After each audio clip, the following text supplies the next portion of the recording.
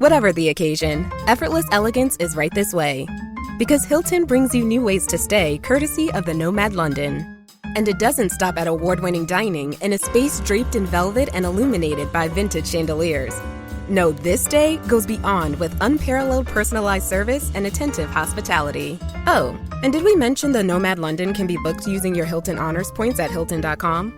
Hilton, for the stay. This episode is brought to you by Indeed. When your computer breaks, you don't wait for it to magically start working again. You fix the problem. So why wait to hire the people your company desperately needs? Use Indeed's sponsored jobs to hire top talent fast. And even better, you only pay for results. There's no need to wait. Speed up your hiring with a $75 sponsored job credit at Indeed.com/podcast. Terms and conditions apply. Ryan Reynolds here from Mint Mobile. I don't know if you knew this, but anyone can get the same premium wireless for $15 a month plan that I've been enjoying. It's not just for celebrities. So do like I did and have one of your assistants switch you to Mint Mobile today. I'm told it's super easy to do at mintmobile.com/switch. Upfront payment of $45 for 3-month plan, equivalent to $15 per month required. Intro rate first 3 months only, then full price plan options available. Taxes and fees extra. See full terms at mintmobile.com. My cat Freddie loves to be brushed and cuddled. But stirring up his cat allergens meant sneezing and itchy eyes. Then I found Purina One Live Clear. It's cat food that reduced the major allergen and my suffering in as little as 21 days. Now, we feel closer than ever. If you have issues with cat allergens, you really need to try Purina One Live Clear.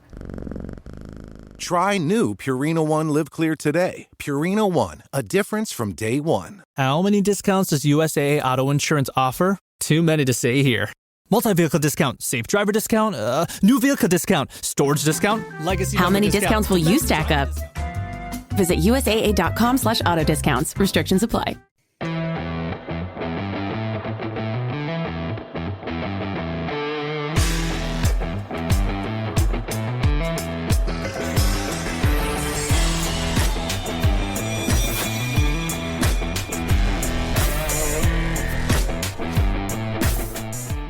Welcome to the chalkboard, my fellow football nerds, for episode number 193 of Chalk Talk. I'm your host, Shane Haff. You can follow me on Twitter at ShaneHaffNFL. And I'm joined, as always, by the best co-host in the game. You've heard him on the Tough Cover radio show. It is Mark Henry Jr. Give him a follow on Twitter at Mark Henry Jr. _. Mark, how are you doing? Breaking news from league sources. They have confirmed the addition of the 33rd NFL team. The Oklahoma City Lightning, and they'll be holding an impromptu expansion draft today. Absolutely. I love that we're just running with the Lightning thing. I called dibs on, like I said last week, I called dibs on the Chargers logo and powder blue uniforms. But those of you guys that have followed along the last few weeks, we have been going through a process, a 3-week expansion draft process. And so in part 1, we went through and established protected players from every NFC roster. In part 2, we did the same thing for the AFC. If you've missed those, you can go check those out on not on YouTube, but on podcasting platforms. It's time-stamped by team. So if you want to hear the discussion about a specific team who you would protect, you can jump to it that way. But we basically protected 11 total players from each team, 5 on offense, 5 on defense, and then a wild card that could be on either side of the ball. Today, we are going to move back through those rosters, and we are going to steal one person from each team to fill out a 32-man roster. And then I guess the other 21 guys would come from free agency or something. I don't know. That doesn't matter. But this is the way we're going to do it. We'll see how that roster, how we think it stacks up by the time we get done. And so last year, I think it was protecting 9 on each side of or 9 total instead of 11 total, and the team was way too good. This year, I think our team's not going to be great, Mark, but we'll dive in and see how good of a roster we can construct. And so let me throw it up on the screen here. For those of you that are watching, we will track it on the screen. We'll also talk through it for those of you listening on other platforms. And if you want to play along with us at home, put together your expansion team using the protected players, one other person per team, and see where you end up. You can tweet that to us. I think it'd be interesting to see some of the different decisions that we make. And so Mark, we talked about the quarterback position a lot, and I think we're both pretty well in agreement that Kirk Cousins is going to be our expansion team quarterback, correct? Yeah, got to be Kirk Cousins. Gotta continue the pattern of bringing Kirk Cousins in to be the franchise quarterback, only to potentially bring in a rookie later on. Yeah. So Kirk Cousins is, I do think, we talked about that we were concerned about Kirk going into the 2024 season, weren't necessarily super high on the Falcons because of. I was wrong about that, but I was concerned. But yeah. You were high on the Falcons, but you were concerned, and I was really concerned about Kirk trying to come off the Achilles injury. And you saw it, as soon as week 1, I think the stat came out that he had moved, like his average movement from the top of his drop was like the lowest of any game in his career. And I think it became obvious as the season went along that he just wasn't fully back. So we're banking on Kirk being fully back. Also, there's just not a lot of QB options out there. So Kirk Cousins, maybe we don't call him the face of our franchise, but we can draft him as the quarterback anyways. So who's another guy that you want to, we'll just throw out names and we might diverge on some, but we'll figure it out. So who's another guy that you think's a lock for the team?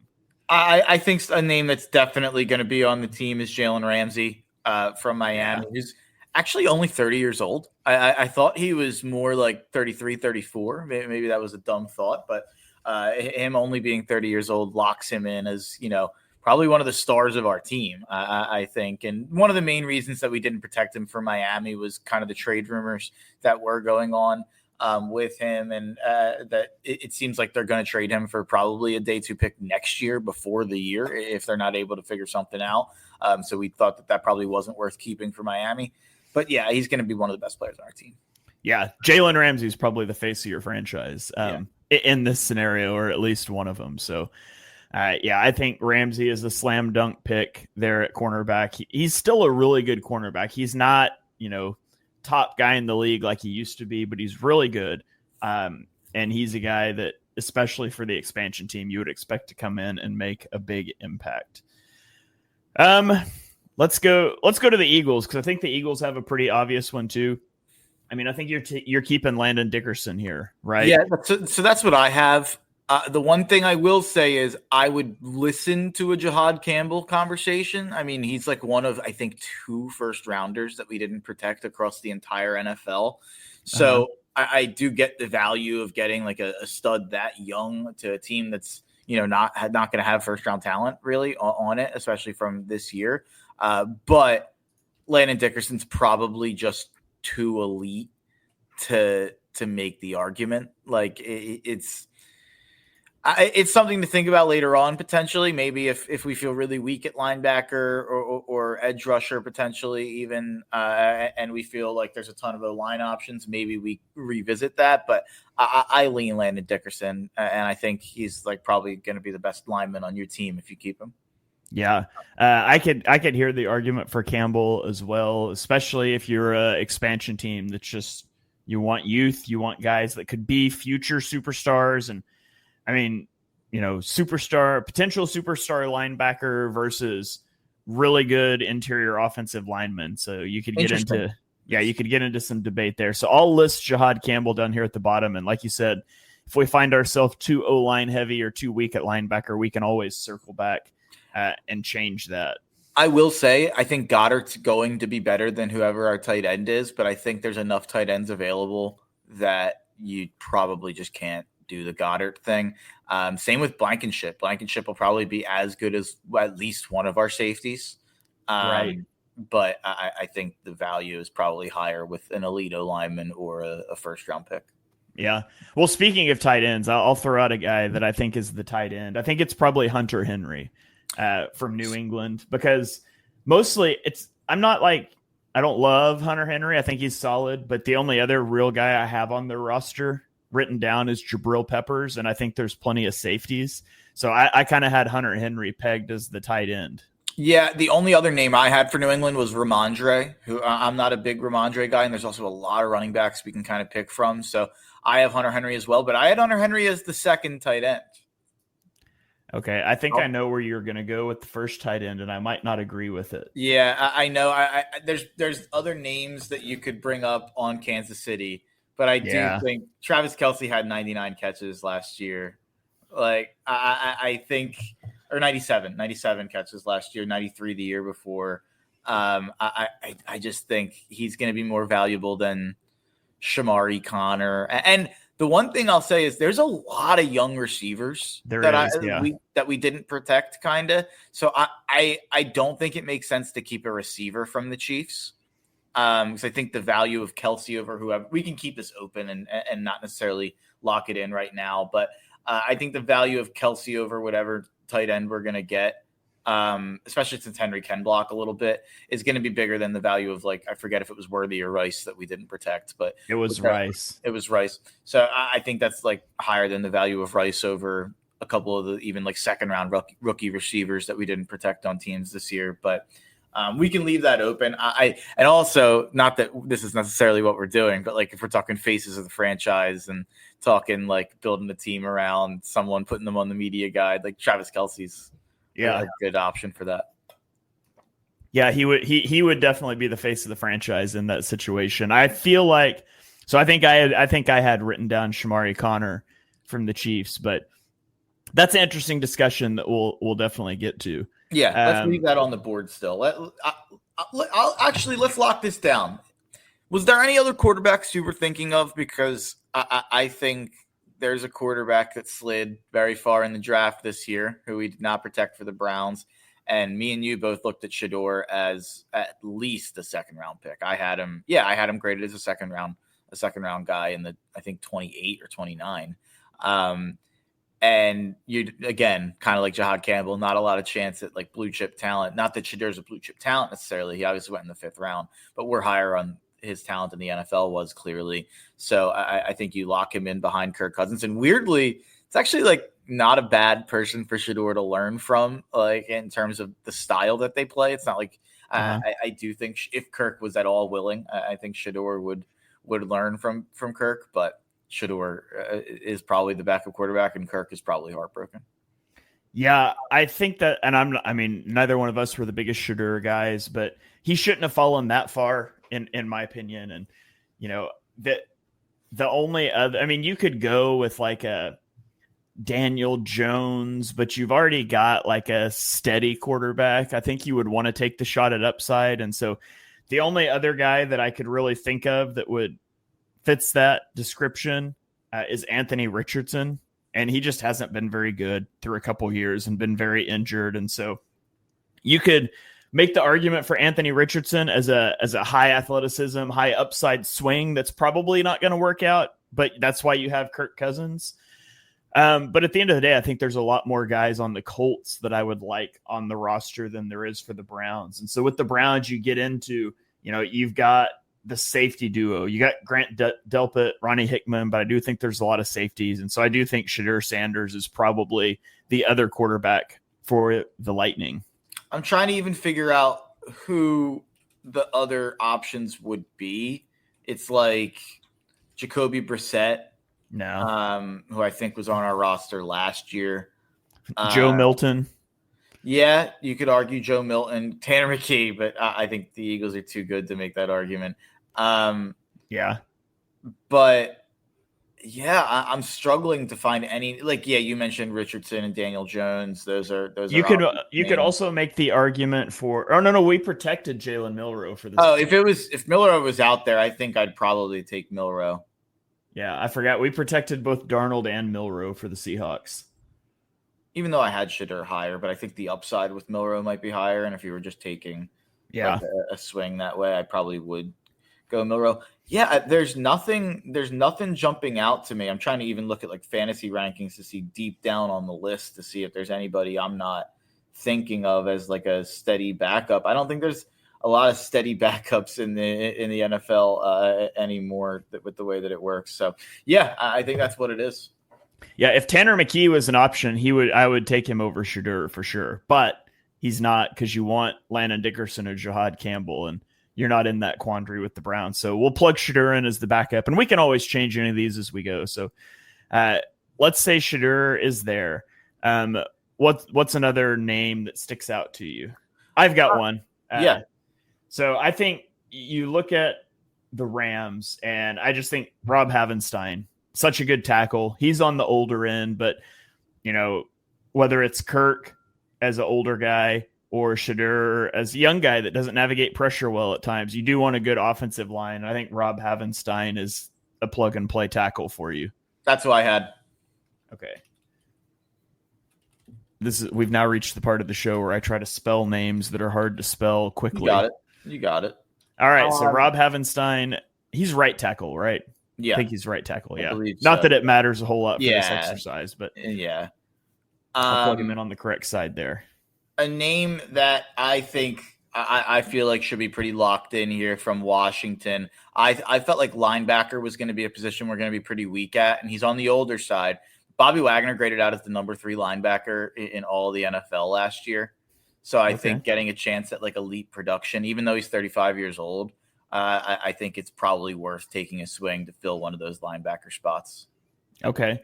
I initially was leaning Marshawn Lattimore for Washington, but I do think he was, he got traded last year. He wasn't great for them. So maybe I'm just leaning a little more on name there than anything. So I'll go with you on that. Let's plug in. Where'd it go? We'll plug in Bobby Wagner. I thought he was still really good for the most part last year. Yeah, he is. He's still a really good player. No, my bad. You know where we're going to be roughest, and I don't even know if this is something I want to bring up right now to fix. We protected so many defensive linemen for teams. I feel like last year we had a really good defensive line. This year it's going to be rough. I feel like that's going to be the roughest spot on our whole roster. Yeah, I do too.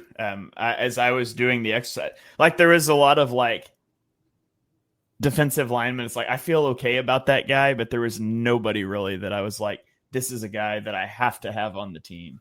Yeah, I'll bring one up as a defensive lineman, and it's a team that I really didn't find anybody from otherwise as well.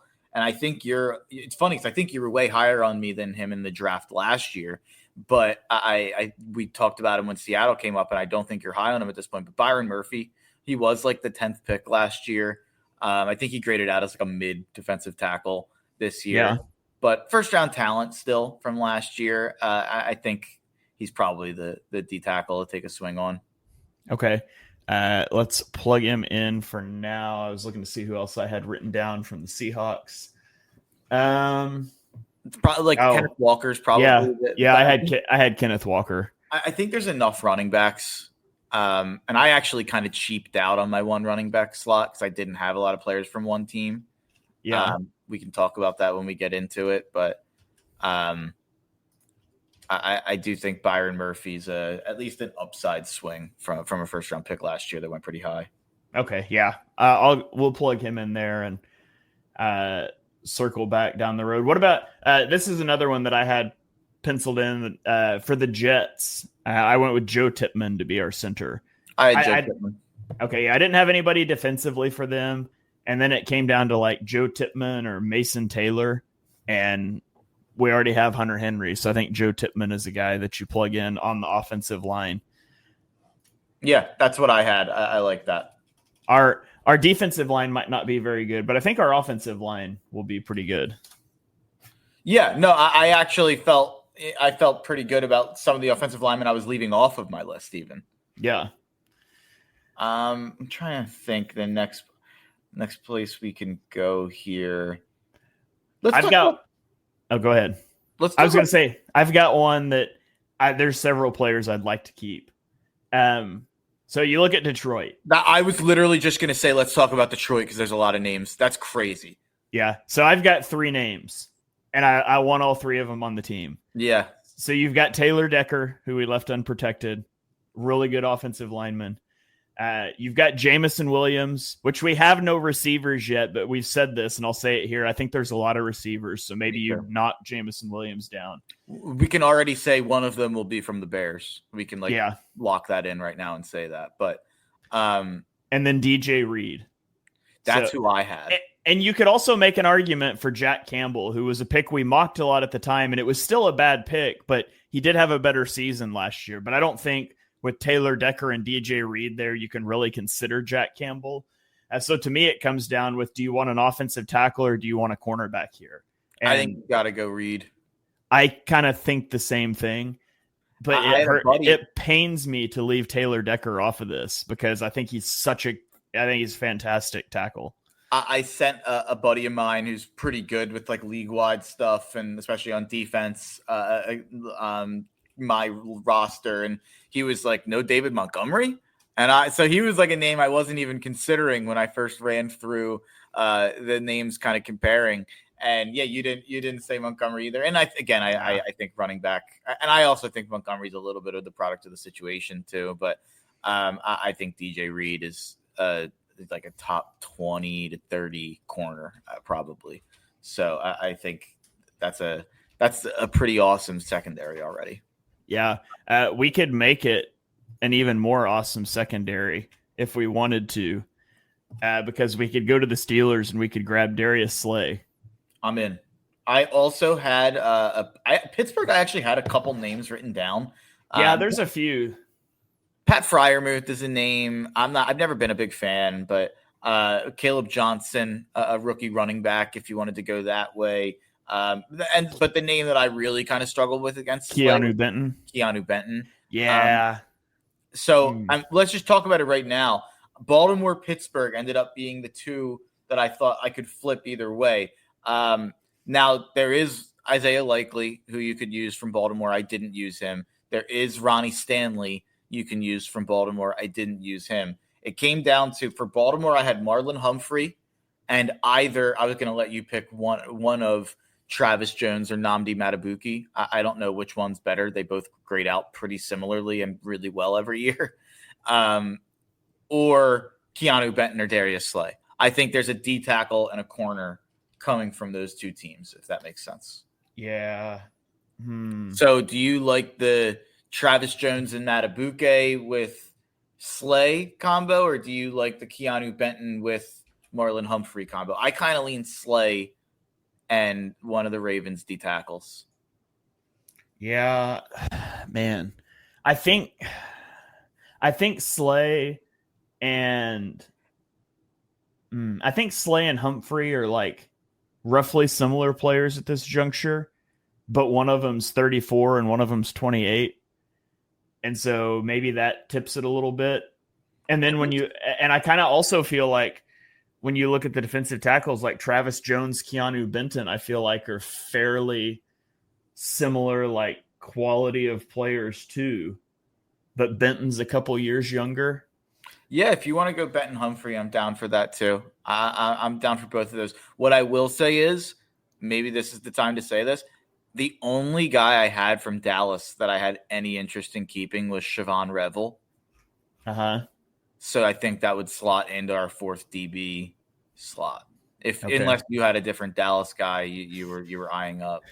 I mean, we could keep Jake Ferguson. We could make him the tight end too, but and I did have some linebackers written down for them, Damone Clark or Jack Sanborn. You could keep as a linebacker Sanborn's potentially. Interesting. Okay, yeah. Then we don't have to lock that in yet. Sanborn's interesting. Okay, so we're gonna go Marlon Humphrey. Yeah, I'm fine with that. Okay, I initially had Humphrey and Benton, and then I was like, "Ooh, I forgot Slay," and then switched it. But I'm fine with that. Okay, like Keanu Benton. 2 E's. Yeah, good stuff. All right, so Keanu Benton at D tackle. I feel good about our D tackles, but our edge rushers is going to be a little rough. I mean, we can talk about it right now, actually, if you want. I went both rookie. I went rookie on both edges. Yikes.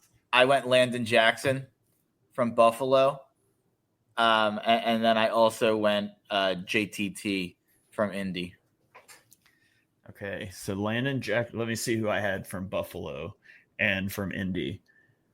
Okay, if I can find them on my list here. Okay, Buffalo. Yeah, so I had guys for consideration: Landon Jackson, Taylor Rapp, Keon Coleman, Dalton Kincaid. And we already have a tight end. Coleman, I just don't know if he's any good yet. Yeah, I don't know that Coleman's good.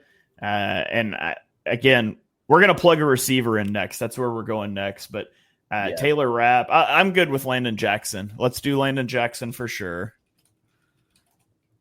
And then you said he's JT. Gonna be a stud. I'm so sure of it. When Buffalo picked him too, that the moment Buffalo picked him, I'm like, oh, there's like a stud edge who's going to be a guy for them for the next 10 years. Yeah. Now the Colts, I had a bunch of names jotted down. Josh Downs or AD Mitchell if you wanted to go receiver. Shavarius Ward, but we've already taken corners. Yeah, I think JTT is probably the guy, honestly, from Indy that you take, unless you want to take a receiver, and we think we're good at receiver right now. So yeah, and I think if a edge name comes up that we like, we could always just shift JTT to the D line spot, like the fifth D line spot below. But yeah, that's where I ended up with that. Okay. Well, let's get two receivers off the board here, because I think we've got two spots that we're taking a receiver. So one is Tampa Bay, Emeka Egbuka, first round pick that we didn't protect. The only other guys I really had jotted down are Kalijah Cansey and Vita Vea. We've already filled out D tackle, and Levante David, and we've already kept one old linebacker. So Emeka Egbuka is such a good player. I think you jump at the chance to get him on the expansion team. Yeah, put him in at the second or third slot because he's going to be our slot guy for sure. Yeah. And then I think the other play you mentioned earlier, but the Bears, you're going to keep either DJ Moore or Luther Burden. So as a non-DJ Moore guy, I'll say I think you probably have to keep his like wide receiver one production because I think the rest of the room is going to be really young. Yeah, agreed. So I think it makes sense, even though I in my heart of hearts want to take Luther Burden, but in this scenario, I think it has to be more. You can just run like the entire, like just have 5 slot receivers. Mm-hmm. Yeah, I did feel like a lot of the guys I was looking at were slot receivers for sure. Okay, so we don't have a safety yet, and we don't have a running back yet. Not that we have to take them in that order, but we at least have guys at every other position. Is there a team that you want to look at next? Safety, I thought had to come, or I felt like the Bengals player was going to be a safety, whether it's Geno Stone or Jordan Battle. We kind of talked about that when we did it. I was going to let you pick between Geno Stone has kind of a longer track record of being a pretty solid to good player. Not old. I think he's probably like 28, 29. 26, actually. 26. Oh, okay. And then Jordan Battle, really good as a rookie, really bad last year. And I think Geno Stone actually took like a pay cut to stay with Cincinnati. And people were like, I saw Bengals fans like freaking out, like, how did they make him do this? It was not his fault. Like, so there were Bengals fans kind of defending Geno Stone still, even after the bad year. I don't know which way you want to go there between Stone or Battle. Yeah, it looks like they both had bad years last year, which is probably indicative of your defense. Let's go Jordan Battle. Younger had a really good rookie season. Let's buy the dip on Jordan Battle and say he's going to have a bounce back year. I like it. I liked him as a prospect, as like a day 2 guy, I remember. So I'm in on it. All right. And then I think safety wise, another guy I really like is Talanoa Hufanga for the Broncos. Yeah. I think you kind of plug and chug with him and Jordan Battle. That's where I was as well. Okay.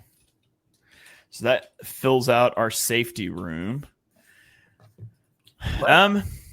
Let's talk other NFC East teams. Let's talk Giants and Cowboys. Okay. So Giants, I feel like you could go with Tyler Nubin. Yeah. Or you could go with Cam Skattebo. Yeah. I feel like those are the only two guys that really make sense off the Giants. We don't need Darius Slayton. Drew Phillips, but we've already taken 3 CBs, so I kind of think it's Skattebo or Nubin here. But we already have both safeties too, so. Yeah, I like the idea of going Skattebo. He's actually my highest ranked running back who we didn't protect from the draft. So I think that's true. I'd have to go back and make sure. I was looking at that as I was going through doing this, and I think he was my highest ranked guy. So I like taking a chance on a rookie because I think we're going to have a more established, probably older kind of guy next to him. All right, that works for me. Let's tie in the Chiefs here with the Cowboys because well, let's make a decision on this other tight end because you've got Jake Ferguson as a possibility. You've got Siobhan Revel as a possibility, or you could go with like Jack Sanborn for the Cowboys. For the Chiefs, we already kind of nixed Rashee Rice. And so that leaves you with either Travis Kelce or Shamari Connor. So you're probably looking at, we can either go linebacker with the Cowboys, or between those two, we can take tight end and our extra defensive back. I think we definitely go Kelce, and then I don't have a preference between Sanborn and Revel. If we wanted to take, I'm not in love with either of my two linebackers that I have on my team otherwise. So I'll look up Sanborn to get a idea of the PFF grades the last couple of years here.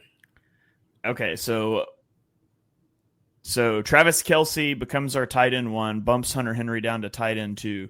For the Cowboys, we can either take Siobhan Revel, or we can end up taking one of the linebackers. Maybe we just list both of those out and circle back to it. Yeah, I'm fine with that. All right, so Revel / Sanborn for the Cowboys. I had Brian O'Neill down for Minnesota. Yeah, that's another first round pick. That's the final first round pick we didn't protect, right? No, he's been. Oh no, that was Donovan Jackson. Sorry. Yeah.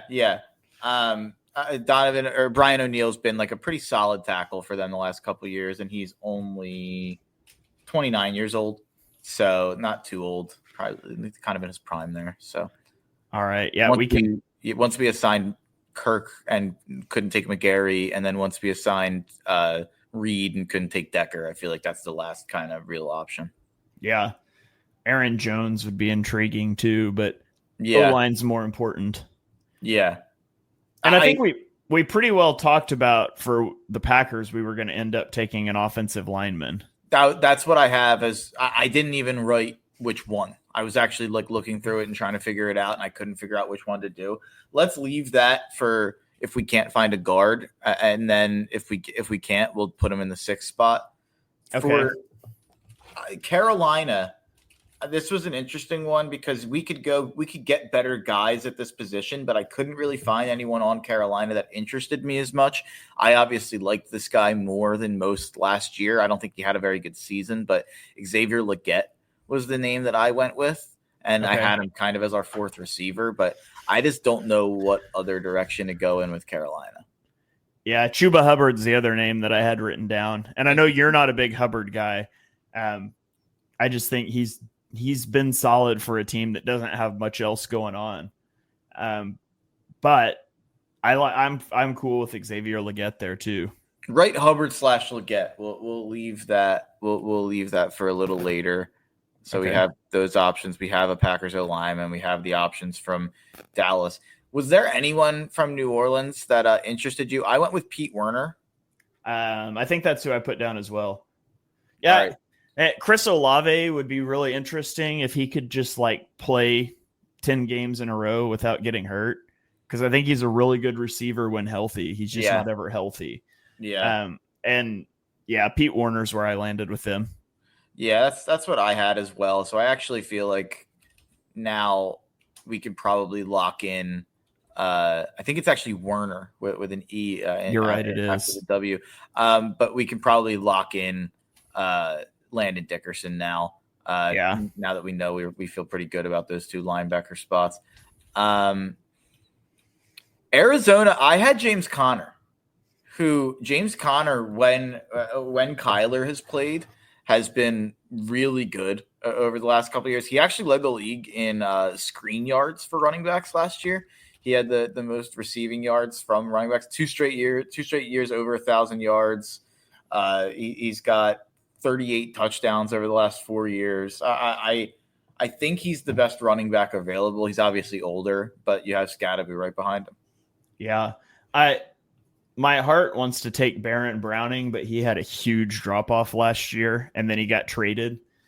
So you're probably right on that one. And that gives us our second running back, which lets us fit some other pieces in here. So I'm I guess cool that also slots Legette in as well. Yeah. So James Conner at running back. And he's also like a pass catcher, so that helps as well. Yeah, and so that slots in Xavier Legette as a wide receiver. There's an E on the end there. There we go. Okay. Let's get San Fran for now. Let's do Houston. Okay, I thought you said let's do San Fran. I was going to say, okay, you want their kicker or their punter? Yeah, well, maybe we should then. Let's put Joey Sly in there for San Fran. It's pretty bad. It's kind of crazy, like how far they've fallen. Yeah. It's kind of like the ultimate disrespect when you take a team's kicker or punter in this exercise, but there's really nobody else for San Fran that, like, I don't have any names written down. Neither do I. It was the only name I had.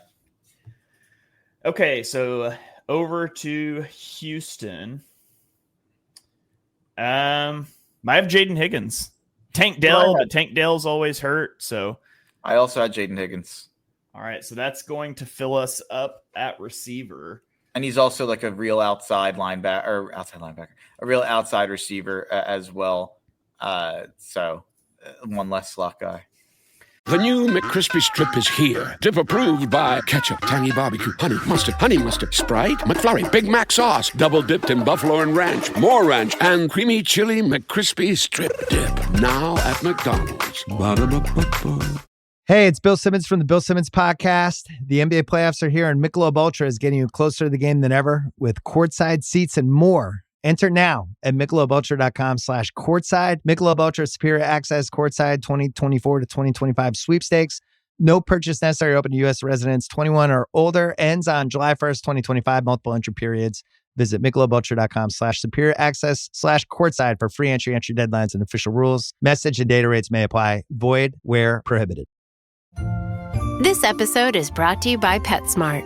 Stop by for Yappy Hour with your pet at PetSmart. Save $5 on walk-in grooming services like nail trims, ear cleaning, brushing, and more. No appointment needed every weekday from 2 to 6 p.m.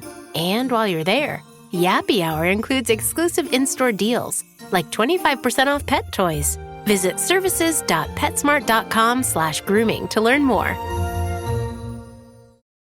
Summer's here, and you can now get almost anything you need for your sunny days delivered with Uber Eats. What do we mean by almost? Well, you can't get a well-groomed lawn delivered, but you can get a chicken parmesan delivered. A cabana? That's a no. But a banana? That's a yes. A nice tan? Sorry, nope. But a box fan? Happily, yes. A day of sunshine? No. A box of fine wines? Yes. Uber Eats can definitely get you that. Get almost anything delivered with Uber Eats. Order now. Alcohol in select markets. Product availability may vary by region. See app for details. Here at the Almond Joy Factory, where tropical vibes abound, we use soft, fresh-tasting coconut. The crunchiest almonds and delicious chocolate candy. Ah, but do you know what our most important ingredient is? Sometimes you feel like a nut. Sometimes you don't. Almond Joy's got nuts and something even way better than that. Yes, Almond Joy is made with almonds and joy. Okay, so we have 1, 2, 3, 4, 5. We got 6 teams left. We need 2 offensive linemen, a linebacker, a defensive lineman, a defensive back, and a punter. Basically, one each on defense. Yeah. So, what about? Let's see. Where's the Raiders? The Raiders have 3 options I had written down, and I'm fine with any of them. Dylan Parham, Malcolm Kuntz. I had those 2, and I had Eric Stokes, but I think we could probably take Stokes off. Let's do Parham or Kuntz. Let's do Parham. I really like Parham. Got it. Okay, Dylan Parham at guard. I mean, we're pretty much taking a Packers lineman too. So Sean Ryan or Aaron Banks. Let's do Sean Ryan just because I liked him in the draft. And right? The one thing, so that changes who I had from the Chargers because I had Mekhi Becton from the Chargers. Yeah. So who did you have from LA? Let me go look. I'm trying to see if there's any. I think it's the only name I had written down. Cam Hart. Ooh. Tony Jefferson. But yeah, Becton is the guy I had slotted in as well. So maybe we should look at the Packers roster again. Real quick, who's on? We're in a little bit of a corner here. Here, hey, take a look at the Packers. Give me just like 30 seconds. This is great for live podcasting. No, that's fine. That's totally fine. I'll be right back. Talk through the Packers roster and give me just a second. Yeah, I got you. The Packers, we were going to take an offensive lineman because it kind of seems like they have a good amount of options to take from it. They also have a good amount of receivers, but we've already slotted receiver up here. In terms of the defensive backs we could keep, they already protected Jair Alexander, and they already protected Xavier McKinney. Evan Williams graded out pretty well at safety for them last year. Maybe you could argue slotting him in makes sense. Javon Bullard was a second-round pick for them last year.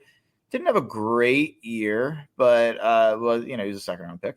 Carrington Valentine, late pick for them a couple years ago, graded out pretty average in terms of corner. Couple D-line. I think we protected Devontae Wyatt, but if I'm mistaken, maybe you could throw him in. I think we're probably going to end up with a punter from Tennessee. I had Foyside Olakun for Jacksonville at linebacker. So yeah, it's going to be interesting because for Dallas we have one linebacker, one DB, one D-line spot. For Dallas, we have a corner and a linebacker. For Green Bay, we have a lineman. For the Chargers, we have a lineman and a corner. For Tennessee, we have a lineman and a punter. Jacksonville, all I have is a linebacker. So it kind of makes me think we have to go with Olakun from Jacksonville as the linebacker. I think that's where we're going to have to end up here. I have Olakun at linebacker. I have Mitch Wishnowsky at punter. I have, I think probably. Okay, I'm back. I'm struggling because it all ties together now. This is where it gets tough. I think we're gonna have to go with Olakun from Jacksonville. Okay, yeah, he's a name that I don't mind him as a linebacker either, and I think that pretty well puts Ravel in as our fourth defensive back. Yeah, and I think that's more important than a third linebacker. I agree. Let's go with Olakun and Ravel. Okay. This one's a fun name. It's Foyeside Oluokun. Yeah. Is it SI or SA? Am I wrong there? I thought I had it. I'm going to hold on. Let me look. Oh. Yeah, it's SA. I led you astray. But that slots in as our third linebacker. Siobhan Revel slots in as our corner. Okay, so that means we need, out of the Chargers, Titans, Packers, we need an offensive lineman, a defensive lineman, and a punter. And so the problem is we have three linemen here. Yeah. Kevin Zeitler is the Titans guy, the only non-special teams Titan I had written down, but I don't think he's going to get the nod. I think it's going to be the punt. I think it's going to be Mitch Wishnowsky from Tennessee as the punter. Spell that. Mitch and then Wish now SKY. Okay. Wishnowsky. Okay, so for the Chargers and the Packers, we need to find a defensive lineman. Did we protect Devontae Wyatt? Let me see. Devontae, I'm pretty sure we did. If not, that's the solution. Yeah, we did. We protected Kenny Clark, Rashawn Gary, Edgerrin Cooper, so we protected their entire defensive line, basically. The other option would be to keep take Matthew Golden from the Packers and throw back one of the wide receivers we already took to get a defensive lineman. And defensive lineman, but I do not want to throw Emeka Egbuka back. But they do have Cansey and Vita Vea. We protected Scorton and Princely for Carolina. Did the Bears? What about Grady Jarrett? Nah, but we need DJ Moore, don't we? Yeah, we need DJ Moore. What about the Panthers? Yeah, we protected Princely and Scorton. Wait, would we want to go Kuntz? Yeah, that's what we do, right? Malcolm Kuntz for our D-line instead of Dylan Parham, and then we can plug in Mekhi Becton and Sean Ryan. Yeah, which means we ended up with pretty darn close to my exact thing. The only changes that I think I made were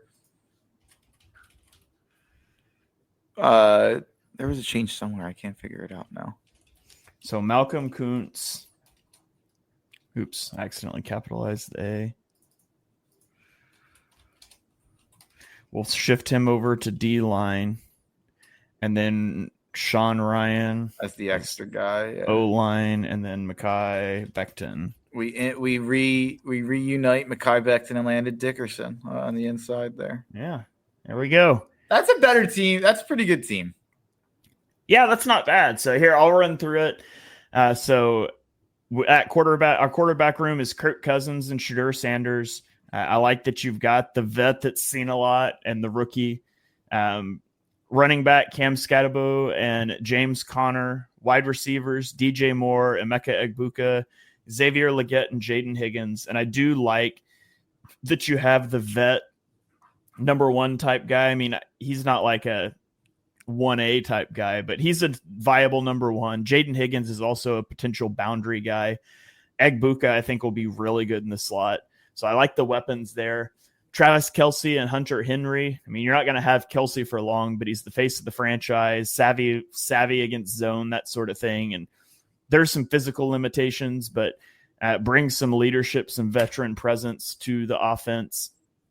And I think our O-line is really good. Brian O'Neill, Landon Dickerson, Joe Tippmann, Mekhi Becton, Rob Havenstein, Sean Ryan is the sixth guy. Defensively, I don't love Landon Jackson, JT Tuimoloau as our edge rushers. But if one of the two hits, you're in a solid place. I do really like Byron Murphy and Keanu Benton on the inside. Malcolm Kuntz is our rotational guy. Our linebackers are old but good. Bobby Wagner, Pete Werner, Oluokun. I never know how to say his first name. I think our corners are really good with Jalen Ramsey, DJ Reed, Marlon Humphrey, Siobhan Revelle. And then you've got at safety Jordan Battle and Talanoa Hufanga with Joey Sly and Mitch Wishnowsky as our specialists. So honestly, I think the team is pretty solid. It's not like this team's going to win the Super Bowl like last year's team, but I think this is a team that I think you could reasonably expect this team to go like 500 in their inaugural season with decent coaching. And you've got if you could go 500 with this team, and I mean, you've got some old guys in Ramsey, Wagner, Werner, but it's still a pretty young roster overall. And so I think this team would be competitive in year one. And I think they'd have the potential to be really good a few years down the road if they can get quarterback right and get some development from some of these younger guys. So what are your overall thoughts on the roster, Mark? Yeah, I think it obviously all comes down to like quarterback and D-line here with what you're getting from Kirk and Shador. And then if you have enough pass rush with Landon and JTT and Kuntz. Kuntz missed last year. Maybe he bounces back and gets back to normal. Benton, pretty good pass rusher from the inside.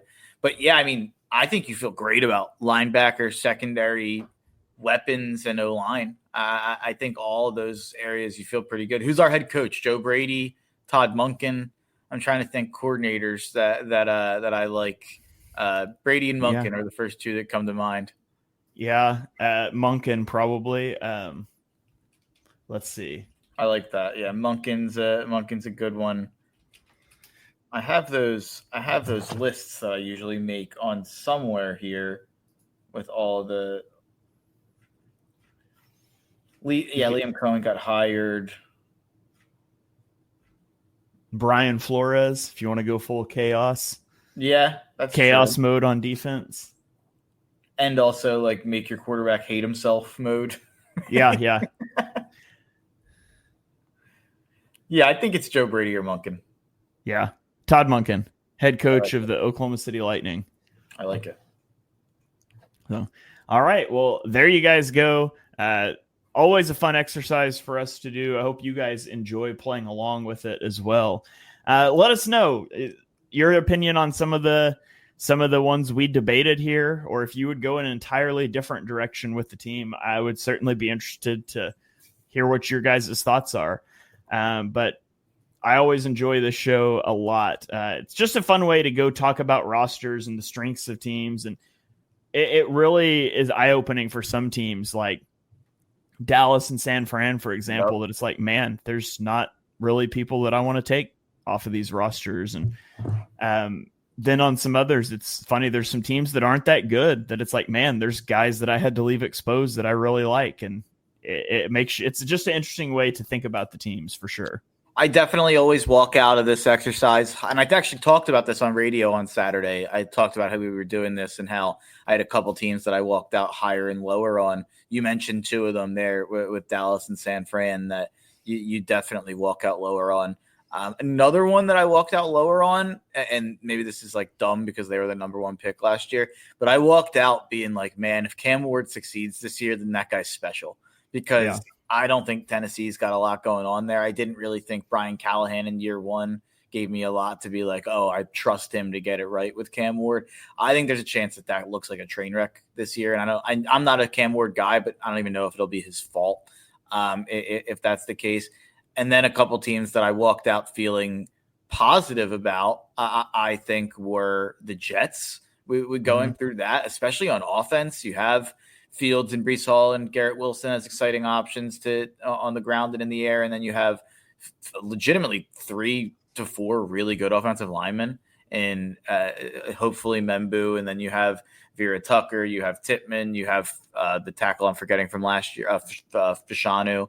The Raiders, I thought I walked out feeling like, man, that offense is a 180 from where it was last year. I felt like I walked out thinking that Chicago has a lot more talent on the roster than I thought kind of going into the situation. But yeah, that's kind of what – same with Tampa. Tampa has a lot of talent on the roster. That was not – obviously they've been consistent, but a ton of talent on Tampa's roster. Yeah, Tampa stuck out to me as well. Chicago, I feel like last year I was pretty high on them because I thought they had a lot of talent, and obviously their coaching was a disaster. So I'm really interested to see, like, it's kind of one of those things that, like, I've said I've been high on you talent-wise for 2 years now. Go prove it or I'm out. And so I need to see it from Chicago. But, yeah, certainly some interesting takeaways here. Let us know what your top takeaways were. Mark, any final thoughts before we get out of here? No, nothing much. Long live the tush push. We kept it. Jalen Hurts anytime touchdown forever. Long live the tush push. We did have a comment here a little earlier from Pumper asking how we feel about Roger Goodell's Eagles witch hunt. I have a thought. The no back-to-back home games is the most invented slight I've ever seen Eagles fans make.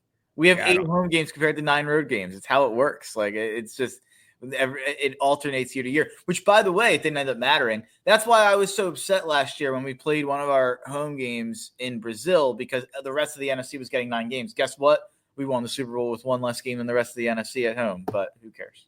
Yeah. The thing on the back-to-back home games is if the Eagles had like a 3-game homestand, but then there was like 4 straight road games in November, everybody would be upset about that. Yeah. I think no back-to-back home games is fine. The tush push ban, I'm on record about how ridiculous that is. And also, I legitimately believe it will make almost no difference because the trick to the Eagles QB sneak success is having a center who is super athletic and can submarine so quickly after the snap. They had that with Kelsey. They have it now with Cam Jurgens and then having a massive mountain of a man at left guard and a quarterback that can squat 600 pounds and can just surge forward right behind them. So, like, honestly, if the push part gets banned, I would expect the Eagles to like be marginally worse at it, but I don't think it would make much of a difference. So there was a part of me that was like, just ban it. So I can talk about how you're soft all year and then take victory laps when they still tush push 4 times, or when they still QB sneak 4 times a game and it works 3 out of 4. So, I mean, what Jeffrey Lurie said is right. Like, creating a play that is so good that it gets banned is like a wet dream for a teenage boy. I thought that was hilarious that Jeffrey Lurie said that in an owners meeting, but it's true. I mean, I almost wanted it to get banned too, so I could rub it in the face of every NFL team when we run sneaks. And I was also starting to theorize, like, would we actually even be better at it? Because, like, if you were running a sneak, the team would have to at least devote a resource to Saquon, like to stopping the run from, a toss or like a handoff instead of just knowing it's a tush push every time. But I think it would be relatively the exact same success rate. We were really good at QB sneaks before the tush push. I saw a thread about that, and our success rate, I think it was 2021 before we did the tush push, about how good we were at sneaking all the way back then. So yeah, it's insane. And I do hope everybody knows we are destined for Packers Eagles NFC Championship. Like, we are destined for the Packers to be the team we're competing with for the 1 seed and be the team that we, see in the playoffs again. I think we're going to get a lot of Packers Eagles over the next couple of years. I think that's going to turn into our like non-division rivalry. Yeah. Which, by the way, there's also like 21 other teams that are equally as soft as the Packers, but the Packers are the face of this thing now. And then the trying to ban the void years. I'm not going to do the salary cap deep dive thing here, but it probably makes sense to do that, right? Yeah, I mean, I don't think it's not functioning as intended right now, but also like it's still not free money. The money still comes due, so you can kick the can down the road, but it's not like if you ban void years, all teams are going to do is massively backload contracts that don't automatically void, but backload contracts with non-guaranteed money and then cut players, and it'll just be worse for the players. So unless you adopt a structure that requires like equal cap hits every year, teams are going to do this. Like, the benefit right now is the players know the contract is fake, and it forces the team to trigger and get rid of them by a certain time or extend them. And it really gives players more leverage. So I don't think it's going anywhere. And even if it were going to go somewhere, it would be a massive process to get it through the next collective bargaining agreement. This isn't something you could just like change in an off season because there's already contracts set up this way. So it would be a massive thing to do. And I do think it would end up having a lot of unintended consequences in terms of just non-guaranteed contracts, and you cut guys anyways. So you'd have to revamp a lot. I really don't think it's that big of a deal because it's not free money. It is borrowing from the future for now, but that's a whole separate thing. And again, any team can do this if they're willing to fork over money. And I will hear no arguments about poor NFL owners that can't do that because they own an NFL team. So figure it out. Of course. No, that's a good breakdown. So, all right. That is going to do it here for this episode. We will be off next week. I'm going to be traveling and unable to record, but we'll be back the following week to do something. We'll figure it out. Maybe a QB ranking, maybe a head coach ranking. I don't know what we'll do, but we'll have some sort of show for you guys in 2 weeks. So I hope you enjoy the off week. We'll catch up with you guys in 2 weeks. If you enjoy this show, again, 5-star ratings and reviews really help wherever you get your podcasts. You can get the video version on YouTube at Eagles or at Pinpull Eagles. I can't remember what it is. Just search it. You'll find it. It's been a while since I've shouted it out, but be sure you're following us on Twitter. I am at Shane Half NFL. He is at Mark Henry Jr. And we will catch you guys in 2 weeks' time. Go Birds.